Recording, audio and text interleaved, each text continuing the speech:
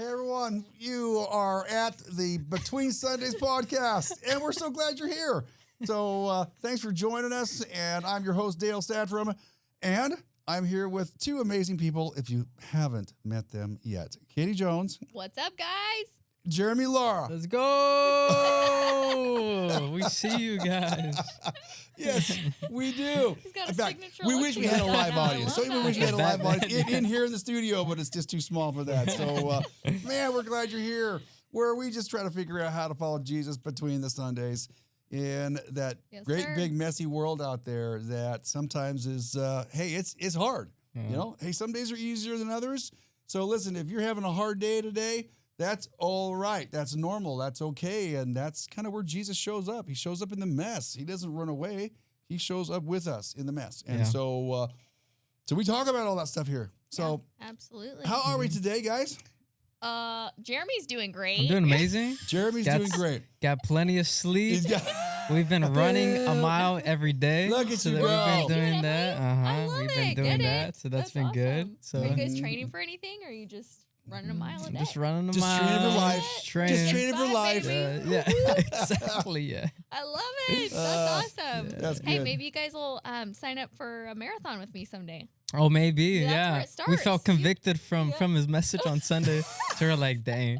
That was Emily my point. afterwards was like, we need to go run. At And least I was you were like, doing I know, something. I For you know. guys. Yeah. I You were love doing it. something. I mean, Yeah. if you were doing nothing. I don't know. Yeah. You're thanks. ahead of like 80% of people right there. This is true. Getting up. I Yep. beat my There you generation. go. Yes, sir. Nice job. Love Nice it. job. Way How to are you go. guys?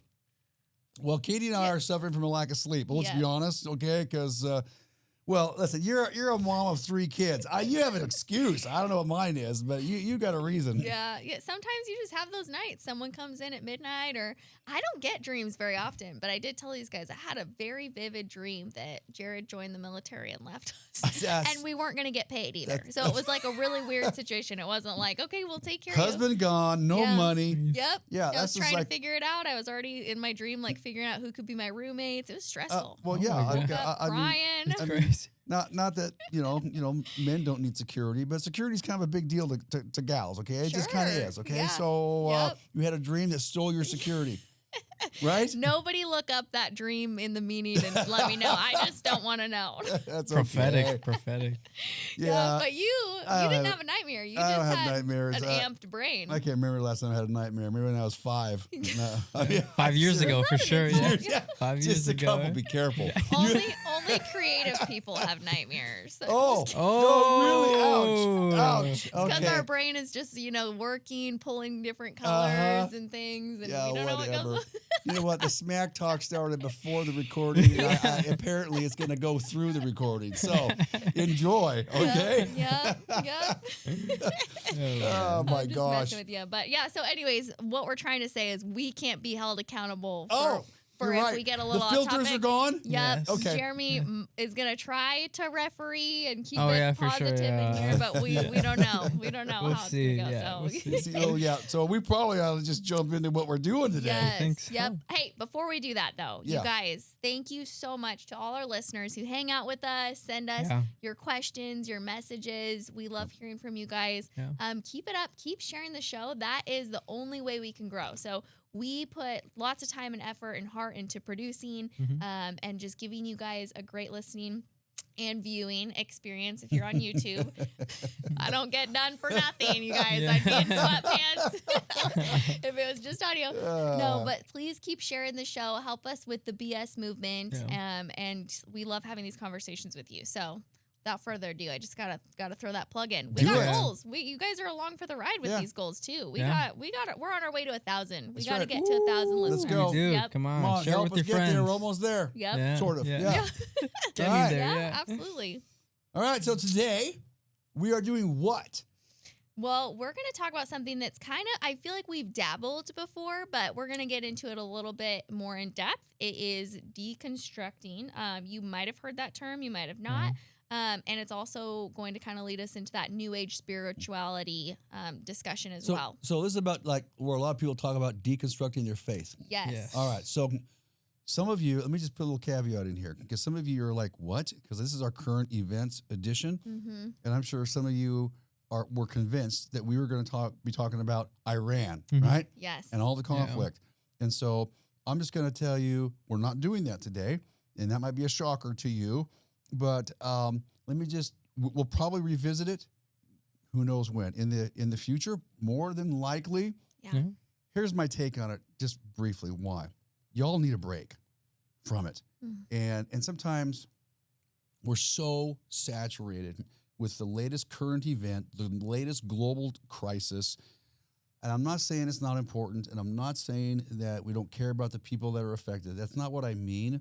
But I think after a while, it's one more piece of information, and dare I even say stress or even maybe trauma to people. And we're just bombarded by this. And I just don't believe that God created the human heart and the mind just to be bombarded by this kind of information continually. It just spikes your cortisol, spikes your stress, keeps us all worked up.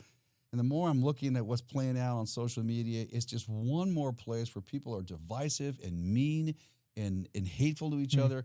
I don't know about you. I've kind of had enough. I mean, I just kind of shut the news off. I just don't need it. I got plenty of things right around me that I can make a difference in. And it just takes my focus off of that. And I just didn't like what it was doing in my spirit. So there you go. And I know other people are struggling with the same thing. So we'll revisit it in the future. That's why today is different. Yep, absolutely. And, we really do value putting out good content. We don't want to put out content just because everybody else is. Of course, there's an aspect to this show where we wanted to give current events because we want to apply the Bible to, again, following Jesus in real life between the Sundays. What does that mean? So a lot of that does have to do with current events. But sometimes it's a really good idea, and it's wise to wait a little bit and see, because I told Dale, I'm like, I don't have anything to say. I don't feel like I have enough intel on that particular topic just yet. So we don't want to talk just to talk and fill your guys' ears with stuff. So, and yeah, we do need a break. Sometimes you just do. Yep, absolutely. So let's talk about something else that is currently going on. Yep. So you asked for the definition of faith deconstruction. So we'll just put that out there.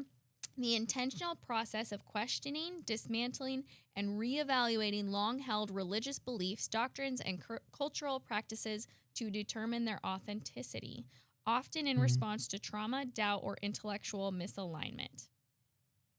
Interesting. Okay. Okay, so people are asking lots of questions. Yep. Yeah. How they were raised, what their experiences were, what they were taught, and just reevaluating whether those things are true, whether they're biblical, what things they want to hang on to.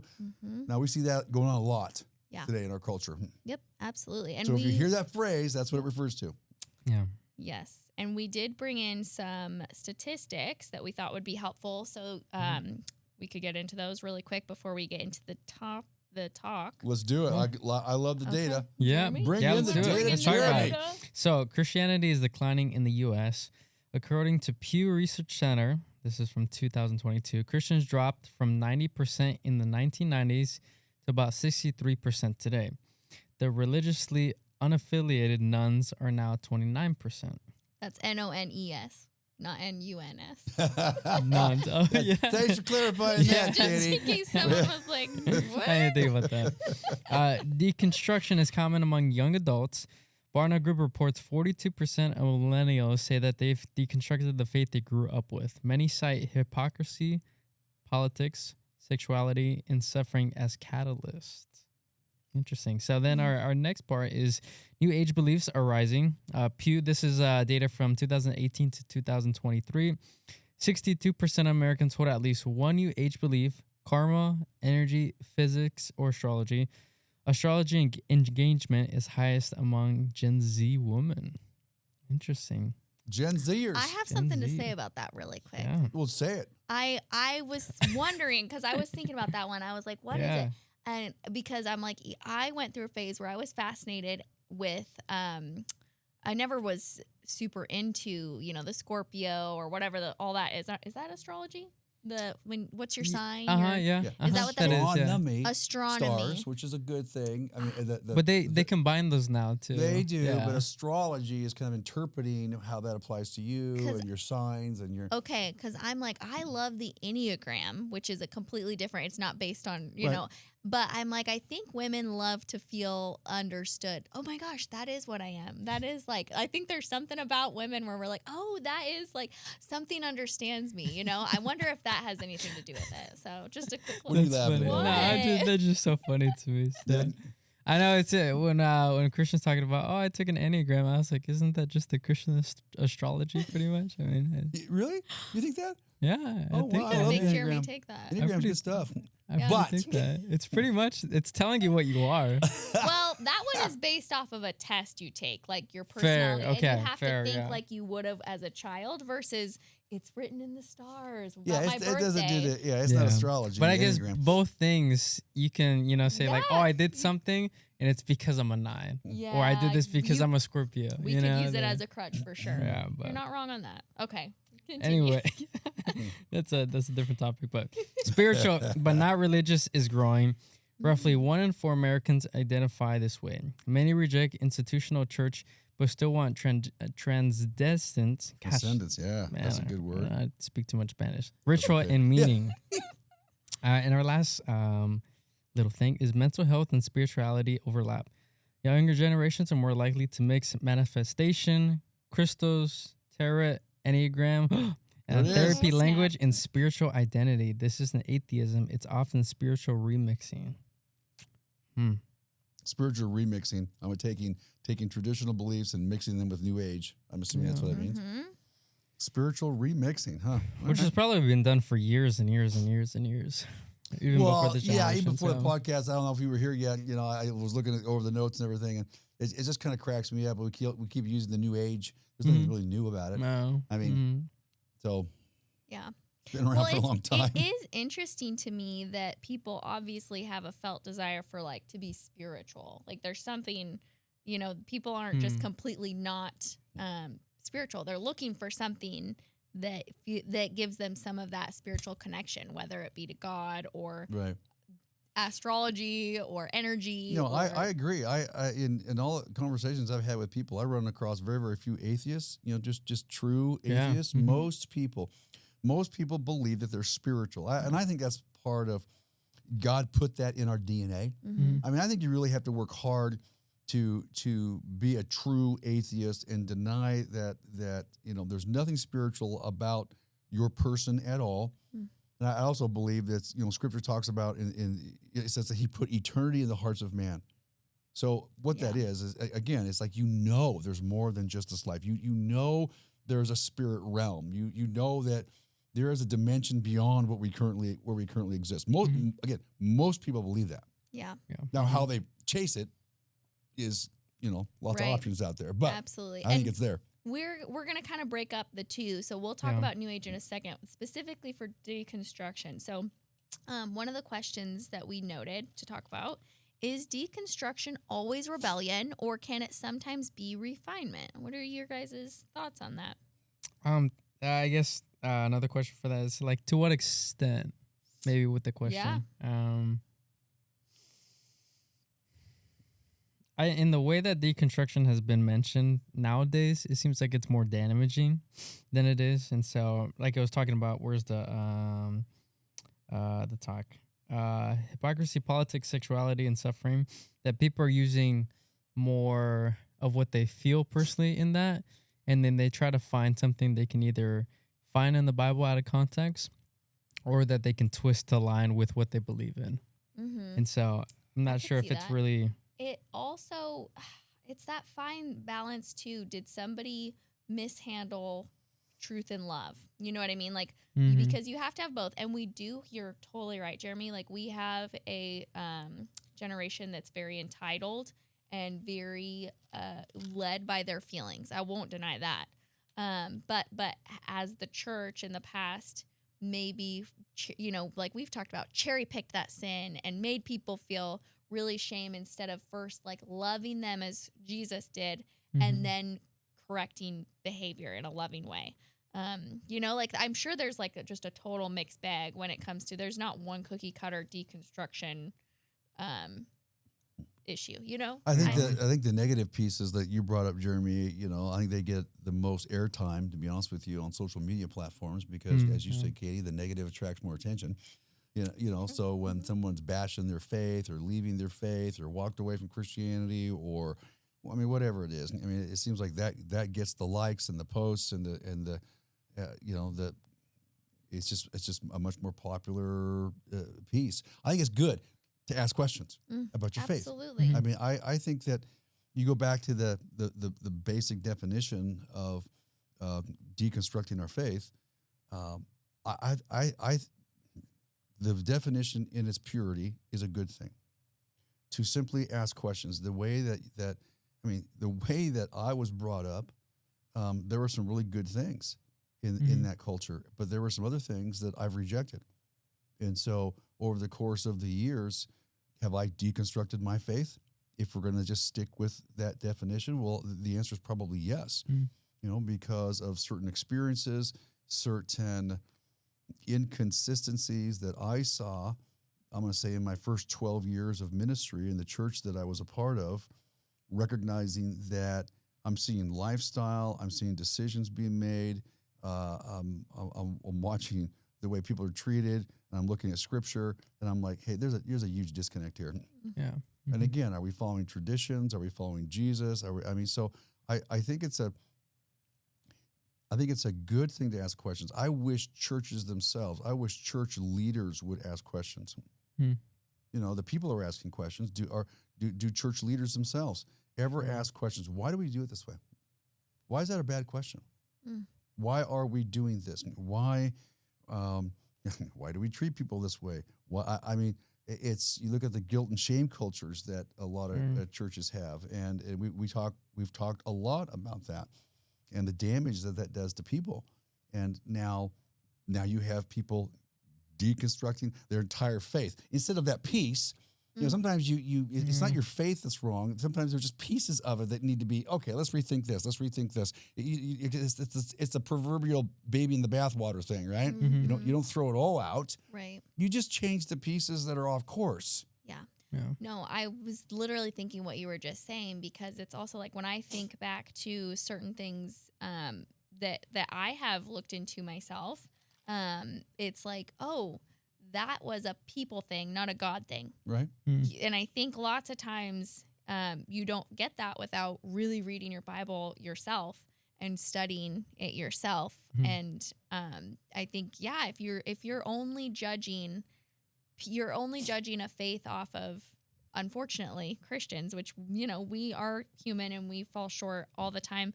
It's like, I've talked about Wesley Huff before, but he uses this great example. He's like, judging me and just comparing me to God would be like me trying to play Beethoven on a ukulele.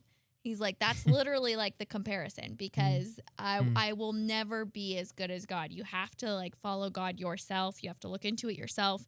And yes, we as Christians should be reflecting his love, but it's not always going to be perfect 100% of the time. Yeah. So I think a lot of the deconstruction from my point of view, I could be wrong on this, comes from people hurt people that aren't looking. Why would they want to keep looking if we have set such a bad example lots of times? Sure. Yeah. I mean, they see the hypocrisy in the church, and therefore they feel like, okay, something must be wrong, and then they just go down. They just travel down roads that are, they go farther than they should. I mean, I've seen some posts where, of course, once you click on one, then they all start showing up. Yeah. And so it's people that have, they're in the process of deconstructing their faith, and now they're experts at it. And now, because, they have a social media platform, and now I can share it with everybody, and here's how it's supposed to be. And what I'm seeing was more and more about people, they go right to the teachings of Jesus, which is a good thing, and they throw out pretty much the rest of the New Testament. And they can't stand... And the Old. Well, that's true, too. Yeah. And they can't stand the Apostle Paul. And they've created a narrative where the Apostle Paul took salvation farther than Jesus meant. And that's been fascinating watching some of these reels and these posts from people who, okay, Jesus said this, but Paul, Jesus didn't mean this, and he didn't mean this, and he didn't mean this. Now, really? Now you're talking for Jesus. Okay, because you disagree with what Paul wrote, and so they're kind of pitting Paul and other New Testament writers against Jesus, where Jesus was the pure piece, and now the rest of the New Testament, see, it got off track right from the beginning. See? Yeah. Well, I'm going to play devil's advocate a little bit. What what would you say to the people who are like, well, like Paul was human. Humans make mistakes. Is there a chance that some of his writings have mistakes in them? Define mistake. I see.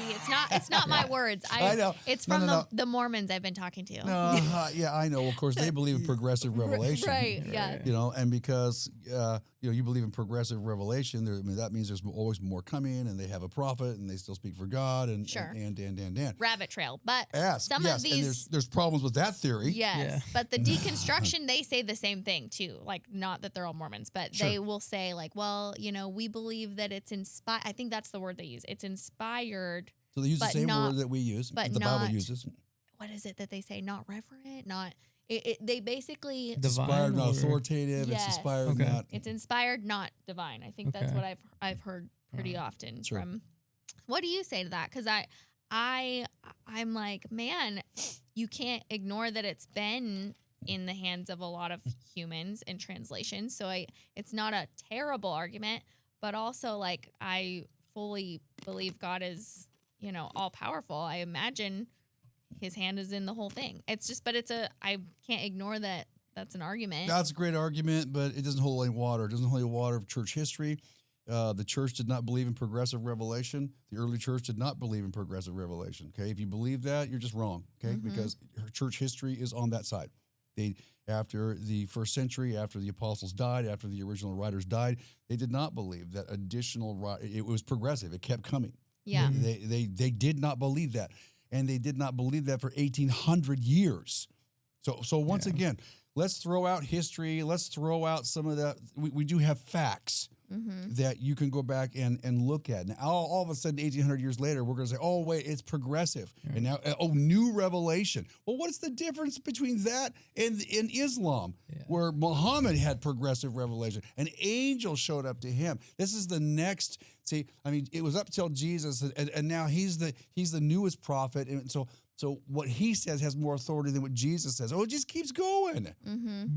And then that is an incredible slippery slope. It is. So you're back on Mormon. I was talking, but yes, I go back to again church history.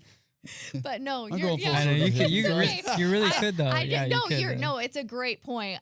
I completely agree with you. And I'm like, because they asked me when I ran into them on the walk, they're like, what do you know about Mormon? And I'm like, well, Joseph Smith is not necessarily someone I would trust revelations from, considering he loved 8-year-old girls. But anyways, beside the point. But what I'm saying is a lot of the people that are deconstructing, they say like, oh, and you're right, they don't like Paul. And they focus on Jesus. Yeah. And that is their argument. Not that there's progressive revelations, but that Paul was an imperfect human just like us. So how is he better than like what our truth is? Like that was kind of where I was going, but I wasn't clear. So No, that's okay. And we have a biblical history where God has always used imperfect people. What is there anybody who's perfect? I mean, so he has always used imperfect people to record. I mean, Old Testament, New Testament. I mean, so again, part of this is so the only perfect person was Jesus, and so the only person you're going to listen to was Jesus. Well, Jesus didn't write anything down. Who do you think wrote down the story of Jesus? Imperfect people. Yeah. I mean, so it's. I'm not quite sure where they would go with that. So I don't have the same belief, so I'm not I sure know, either. but I'm trying to think of. Well, part of this isn't necessarily to pick on, one alternative here. It's getting back to these are all ways that people kind of, again, deconstruct their faith, redefine it. And I think once you lose any type of a biblical authority, okay, so we don't see the Bible as any type of biblical authority anymore. Well, then it's a free for all. I mean, it just is. It's a free for all. Believe whatever you want. I mean, that's what you're going to do. I mean, and so it's all based on your feelings. It's all based on this. Well, I don't like the Apostle Paul. Well, okay, you don't like him, but you're going to throw him out based on what? I mean, at least that's a feeling. Yeah. The early church didn't throw him out. Church history didn't throw him out. Yes, they had councils. They had evaluations of these books.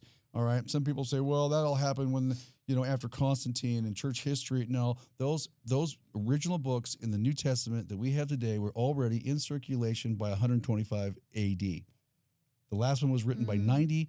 So by 125 AD, the churches had already basically have in circulation the almost the complete New Testament that we currently have. So they already decided which ones were authoritative, which ones they were following. But so by 300, the Council of Nicaea happened later.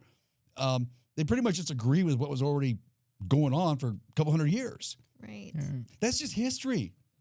You can disagree with it, but that's what they did. Yeah. So now that's not my passion point. I know. But if it is yours, I do love listening to Wesley Huff because he is so smart when it comes to having studied the Dead Sea Scrolls and tied things together. Oh, let's don't get started about manuscript evidence. Right. That's what I mean. Manuscript There's evidence of the New Testament and the His Bible, passion I'm just going to say, is unlike any ancient book that we have. Yeah, and it is so important to have that confidence in what you believe. Right. And so people go, it's been changed. Based on what? That is your opinion. There is facts that you can just see. The manuscripts, there are so many of them. There's like 5,200. Thousands right? of ancient manuscripts. And because you have so many, are there minor variations? Yes. Do they radically change the truth or meaning? No. But because there's so many, they can trace them back from where they came. And they can trace them back to more original or more accurate ones. So this argument that what we currently have doesn't resemble what they had in 300 AD is simply not true.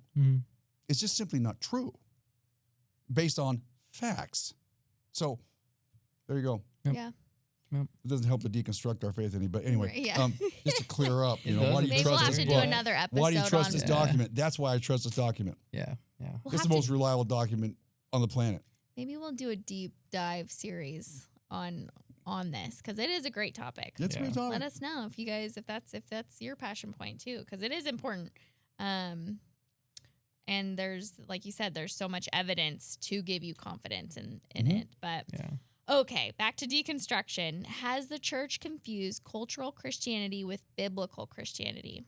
Are some people deconstructing Jesus or American church culture? That's a great question. Absolutely. I think that I think this is why churches should ask the questions why they do the things they do. Sometimes the things that we do are simply for cultural reasons, and that's not necessarily wrong. We are to share the gospel, share truth in a specific cultural environment. But you got to be careful with that because when you do things based on strategy, you do things based on culture to be an effective communicator, you got to be careful that you don't make that into doctrine because that changes all the time. This is why the Bible teaches truth, but often does not tell you how to do it because it recognizes that culture is going to change. People don't change, the truth doesn't change, but how we play it out, live it out, our culture today is a little bit different than 2,000 years ago. Yeah. So Absolutely. I know this is an extreme example, but it makes me think of like the Salem witch trials. And I'm reading Jeremiah right now, and the last verse I read last night was, you guys, I'm terrible with the actual verses, but basically he's saying they burn their sons and daughters. God is saying, I've never even had that thought. I don't even know why they're doing that. And it's like we burned women at the stake in the name of there's just and again, that's not the American culture right now.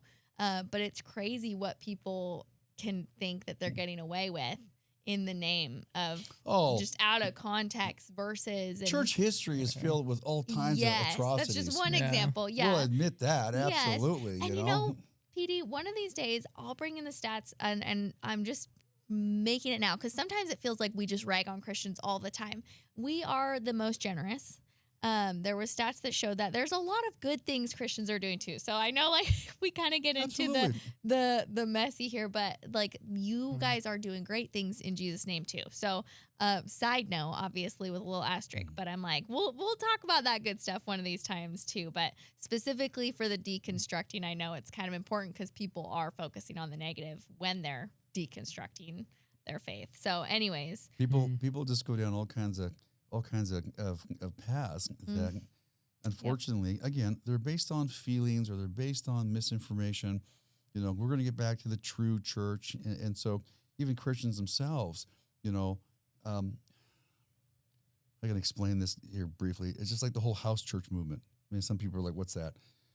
There was a movement that says, well, okay, the New Testament, they were house churches, you know, and people met from house to house, and that was the true model, and that was what we got to get back to. Is it, you know, it sounds really super spiritual, doesn't it? It just sounds spiritual. Oh, we share meals together, and we meet house to house, and we do this, and we, you know, hold hands and sing Kumbaya, and it's just, that's the church. Yeah. It's just incredibly inaccurate. It's historically inaccurate, and so it's like, do you know the reason they met house to house? Why did they meet house to house? Because they were choosing not to gather in large groups so they didn't get arrested and executed. There was persecution. Yeah. Before the persecution started, they met in Jerusalem, in the temple, as a large group. How many got saved on the first day? What, 4,000? The first church was a mega church. I'm not promoting mega churches, but I'm just saying it's just historically wrong. And the very first thing people did when Christianity was no longer illegal, the very first thing they did was build a building. And one of the earliest buildings was in Philippi and was actually there to see it. As soon as Constantine made it legal, first thing they did, Christians wanted to be together because they knew being together is better than being separated. All right? Because we're better together as a church. And so, you know, these people who say, you know, churches are wrong, church buildings are wrong, church buildings are wrong. Again, the first things Christians did was build a building to be together. So again, it's just history, facts, data. I understand the feelings, okay, but and because people have abused it, and pastors have abused it, and churches have abused it, you know, with taking advantage of people and their money. Churches have earned that, all right? Some have. So I get it. Yeah. But once again, we go to these extremes. If someone says, I'm deconstructing, should our first response be defense or curiosity? I think curiosity. Absolutely, yeah. Yeah, for sure. You know how great questions you get to have? Yeah, exactly, yeah. You got to kind of poke at the bear a little bit. So you have to ask why they're thinking like that. A lot of these people, there's a lot of hurt, like you said, they've gone through, trauma that they've gone through. The people that you surround yourself with will influence the way you think. So maybe some of that too. And maybe the church you're going to is promoting that. And so there's so many levels to that you can't just be defensive, you know? Absolutely. And questions are so important. There's two really powerful ones that I think help a lot with these conversations is what do you mean by that? And how did you come to that conclusion? Like you can learn so much just with those two things. And absolutely, I agree with you, Jeremy. Just being curious about how they came to a place like that. Yeah, I think if somebody said that to me, I'd say, me too. Yeah. Let's talk. Yeah. What do you mean? Yeah. Help me understand. Yeah, what do you mean? Where are you by at in the that? journey? I mean, that's just, I think those Yeah. are fun conversations. Yeah, you shouldn't be threatened by that. I mean, that's an open door. I'm deconstructing my faith. Ooh. I mean, do I think Jesus would look at him and go, let's talk? Yeah. I don't think he'd be running away from that conversation Yeah. or rebuking them for it. What does deconstructing mean to you? Yeah. Because if it's asking questions and like, again, we always say it doesn't cheapen your faith. It deepens it to be able to explore those questions. Yeah. And that brings us to this one. Is doubt the same thing as unbelief? I don't think so. I don't personally think so. I think you can fully believe, but have doubts about certain things. You can have those questions. I don't know. I what do you guys think on that one? That's a good question. Is doubt the same thing as unbelief? Just go back to Job every time. You know, it's like the most generic story for this, but he questioned Lord. He probably had some doubts. Yeah. In the same way, in moments of my life where to the Lord, like, Lord, I'm doubting you right now, but I'm still gonna pray this prayer because I also have faith in you too. And so you can also have faith and doubt at the same time. It's a weird, it's like that weird in between of like, I feel so weak to pray this, but I know that you're strong enough to, make things happen, to see things through. And That's such a great picture too of like kind of the dichotomy of like you can be going through something so hard and not know why you're going through this, and you can doubt like God, why would you let this happen? But you can still have faith that like he is in control, and we might not always get that full picture. You're totally right. They can live, those two things can be true at the same time. I agree. It's not so binary. Once again, there's my phrase again. Yeah. It's not your favorite one. It's not. Yeah, it's not unbelief and belief. Right. It's they happen kind of both at the same time. I mean, again, we have plenty of stories. You brought up Job. It's a great example of that. But it's also Jesus, and he's healing this demon-possessed boy, and he looks at the father and he says, "Hey, if you believe," and the father says, "I do believe. Help my unbelief." Yeah. There you go. There's a tension. I do, but I don't have enough, or I mean, I do, but I'm still lacking, and who can't relate to that? Yeah, right? yeah, absolutely. So, well, I got a video that I think we were supposed to show. This is just such a good conversation. Is this the one you sent me, or this yes, is? Yes, I did. I sent this to you guys both. It is a little longer, guys. It's 2 minutes. Okay. If you're just listening, that's totally fine too. Okay. Okay. Let's get it. 1, no accountability. Everything in the people's lives is either blamed on God's plan, or they'll say something like, the devil is busy. But I've never heard nobody say, this is my fault. Everything that's happening right now is a response to my actions. And a mindset like that, to me, leaves no room for growth. 2, contradiction. God made all creations, yet half his creations are demonic. And I know y'all gonna be like, God made everything and everyone with free will, but it still does not make sense to me that a perfect God would even make evil exist. 3, logic and science are ignored. Anything that challenges the biblical stories, no matter how much sense it makes, will automatically be rejected. That don't sit right with me. I have a brain, so if something don't sound right, I'm gonna question it. And if the questions ain't making sense, then I'm just not gonna believe it. To me, y'all can't just be like, it's written in this book that a man wrote, so you gotta believe it. Nah, I'm not rocking with that. 4, religion is used as a tool to control. I noticed that. Now, the best example of that is during slavery. Now, during slavery, slaves were not allowed to read or write. It was against the law. But somehow the masters or the owners of the slaves were giving their slaves Bibles to read or trying to help them understand. It didn't make sense to me. I don't know. It seems like a form of control. 5, cherry pick morality. Is when you preach love, but they use the Bible to hate. And what I mean by that is they'll preach love using the Bible until they find out you don't believe that type of stuff. And now they it seems like they trying to use hate or fear to change your mind. They don't like you because you don't believe in the Bible. Or my favorite one, they gonna tell you, hell, it's a long time in hell. Hell is for eternity. I don't know. Them my 5 reasons why I moved away from Christianity. The title of that was 5 Reasons I Stopped Believing in Christianity. So again, this is very personal. Like he's had some personal experiences. This isn't everybody's and some reason. pain and some disappointment. I mean, there's stories behind all those statements. Yes, we thought it would be helpful to bring in another voice and kind of dive into those things that he talked about. So the first one he said is no accountability, which I found really fascinating because I personally feel like I have the most accountability I've ever had the more that my faith grows, because I'm held to such a high standard. When you have that relationship with the Lord, you're trying to be more like Jesus, and you realize every day how far away from that you are if you are actively growing in your faith, there's certain things that come naturally. Oh, like I want to say this to that person, but I know that like that is not the Jesus way. That's not the thing. You're held to that accountability because you know how loved you are, and you want to strive to be more like him. So I found that really interesting. But so maybe you guys have other thoughts on that first one. No accountability. It's tough. Even just with that. Just like all these are one-liner statements. He kind of just drops them, Yeah, and then he cliches. doesn't. He drops cliches. Right. And so it's just to stir up, like we talked about in the comments earlier. It's always like that.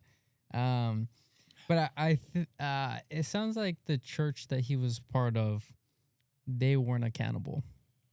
So the judgment that he has, maybe from a church or two, of granted imperfect people, now dictates the way that he sees all Christianity now. And so I would say, when you walk into a healthy church and the right people, you will have probably the highest level of accountability. But it's all effort that you have to put in, though. You can't just kind of walk into a church and be like, I didn't get, no one's keeping me accountable. You kind of have to put the work into approaching a person, a friend, a group, and being like, hey, I want to be held to this standard. I see. Okay, I wasn't even thinking but you're right. I was thinking more of accountability for how they were treating him. You're thinking of accountability for like yourself, and like nobody's holding you like to the standard of growing, kind of. That's a good point. I took it as the accountability towards the church. Interesting. Yeah. So we all kind of saw it through a different lens. Well, that's the problem with dropping cliches. Yeah. Is that we're all going to... So I looked at it that the church wasn't accountable. Yeah. And I looked at it that he was pointing fingers at the people, but I was like, you got to point them back at yourself too. Like, what are you doing in the same? Use the phrase, it's always blamed on, wasn't God's will or Satan was busy. We didn't talk about that too? Right, yeah. And again, so he grew up with cliches from leaders, and sometimes, listen, churches can use cliches to explain complex, hard things, and sometimes those answers don't fly. When he says, where's the personal accountability? Well, you're right. The Bible talks about that. You reap what you sow. Yes. And he obviously didn't see that. Yeah. And these each could be long conversations all in themselves. So we're just scratching the surface. Number 2, he said contradiction. We've definitely had conversations about this. But he specifically said, how could half of God's creations be demonic? Yeah, so he goes after the one of the classic conversations that needs to happen I think every believer has to wrestle with is God and evil, a good, loving God and evil in this world. How do you harmonize that? And so he brings up a great conversation that he obviously hasn't heard good enough answers or enough dialogue or maybe felt like he could keep leaning into that, right? Now, he used a lot of kind of feel statements. Well, I'm just not going to believe that. Okay. And so that's fine. But it is a legitimate issue that he brought up, though. Yes. If God is so good, why did he create evil? There you go. So did he create evil, or did the evil choose to be evil? Because they had free choice as well. He brought up, I know y'all going to say he's free will. Yeah. So basically, he believes that God should have created a perfect environment and then forced everybody to keep it perfect. Right. Robots. That's what he says. I mean, so he doesn't like the answer. The answer is free will. That's fine. But that is the answer. I don't like that answer. Therefore, God should force everyone to never do anything wrong, including him. So you want God to take away your free will because you're not perfect either. So that's what you're saying. I mean, and it was fascinating because the next statement was about logic. Sorry, I'll just stop. And the following one was about how it can be used as a tool to control. Yeah. So that logic just flips on itself. I was just gonna say, I was like, that. There's a funny little flaw here. I know, but that's okay. That's all good. Logic and science are ignored, which we just kind of talked quite a bit on that. We might even do an episode on some science stuff at some point. Hey, he's got a point though. Christians have really been uncomfortable with logic or science, and I mean they have been, but they shouldn't. There's a lot of great scientific evidence to allow us to dialogue intelligently with those who have a different opinion about the age of the earth and the fossil record and all these kinds of things. So I think more than ever, Christians have more evidence to have very, very intelligent, knowledge-based conversations about this. I think the big step up. So this whole month, I've been loving getting into like the science stuff. I'll just watch YouTube videos, but like thinking outside of our Earth, like just creation in general. In the last 5 years, they have found so much research when it comes to the way that planets work, the way inner solar system, going beyond that, the stars, black holes that are forming and all that. And when you watch all those videos, it's hard to think of like, they're just randomly. Right. Like no one's in control of that. And each video always ends with, man, it's so extraordinary how this is happening and how we're finding more and more details about this just one planet that we don't understand how it works, how it rotates on its own, how there's gravity enough to do this. Perfectly. And the moon supports it. Right, exactly. And then like this asteroid just missed Earth this time and hit another planet. But imagine, it's just stuff like that where it's like, it's so hard logically to stay as an atheist, like you said. Most stay agnostic because it's like there's something out there that people, because there's so much design. Right, yeah. And I know it feels cliche-ish until you start unpacking it, but design equals designer. Yeah. I mean, because that's our experience. Everything around us it's not random. Everything in this room, there's the design of the cameras, the screens, the lighting. Okay, somebody designed it. Right. So if there's design, the logical conclusion is there must be a designer. Right. Yeah. So. Yeah, the planets, I mean, the outer space, that is so huge. I mean, just look at your genetic coding. Like billions of genetic codes in one person. It's bananas. Yeah, it is crazy. And it's interesting, even the terms that we use, genetic code. Yeah. How do you have a code without a code writer? I mean, I know. So they would be like the very opposite of logic and science are ignored. I would say that they're actually supported by the Bible. Yeah. And God encourages us that in the other, the age-old question of like, if somebody lived on an island and they never heard about God, it's like they hear through him through creation. Like he's put that in our hearts. And so every person has a view. And so I would say the opposite, that it's definitely not ignored for sure. It's definitely not. So, yeah. Religion is used as a tool to control. Amen to that. He's not wrong. Yeah. I mean, he's not wrong. And I think, unfortunately, churches have to be careful. Churches have to be careful that they don't go down that road. And I think even sometimes good intentions, you can start. Think of, again, we talk a lot about the guilt-shame culture, but the guilt-shame culture in some churches is all about control. We're going to control people externally, okay, because we're going to get them to be afraid. We're going to get them to be afraid of God. We're going to get them to be afraid of consequences, of punishment, of condemnation, of eternity and hell. And so it's fear-based and guilt-based because you're always wondering if you measure up. And so that is a way to control people. Make sure they're good. Instead of the opposite, teaching people that they're unconditionally loved, regardless of their behavior. I think sometimes churches could be afraid of that because it creates a license, and it does just the opposite. Yeah. It's the goodness of the Lord, the kindness of the Lord that leads you to repentance. That's what the Word of God says. His kindness. He's so good to you beyond what you deserve. And when you finally recognize that, it actually changes your life. Yep. It makes you change. You want to follow. So it's a completely different motivation. It really is. You're making me think. There's a book I read a couple months ago. It's called Habits of the Household, and it's really good. And one of the things that stood out the most is this quote that he says. And he says, God's love doesn't change based on our habits, but our habits should change based on God's love. Right. Which perfectly sums up exactly what you're saying. Yep. And you look at your kids too. My kids, the older they get, obviously the 3-year-old is still the test and the boundaries, but my older ones, like, I can tell that they know they're always loved even when they make a mistake, but they don't want to keep making those same mistakes. It's just that, but they know that even if they do, we love them. And that parenthood can be very, you can see, so like just a snippet of maybe how God feels about you. Yes, I understand God's love for me just a little bit more because I was a parent. Yep. You just, and now being a grandparent, it's even more. Yeah. You just do. believe that. You Not that and you have to be a parent to understand that. it just helps. It's helped. It's 'cause Showed me how selfish it's I a am, to very be honest. unique, And- it's a very Mhm. unique perspective. Yep. Very unique perspective. Yep. For sure. So, Man. all right, Okay. Well, this is good stuff. I know Yeah. we got through about half of what we had planned, Yeah. guys. So Ran we'll out have of to do a time. take 2. Yeah. Yeah. Yeah.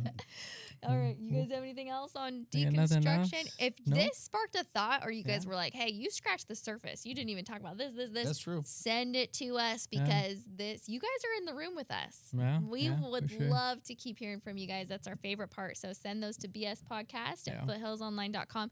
It's always anonymous, you guys. It's very safe. We don't share anybody's information, anything like that. Yeah. Or if you don't care about that, you can always DM us on Instagram. Make sure you're following us on there. That's just BS Podcast. Yeah. Between Sundays Podcast. And we'll be back next time with another episode. Hey, All right. thanks for watching. Keep sending questions. Yeah, we'll see you guys. Bye.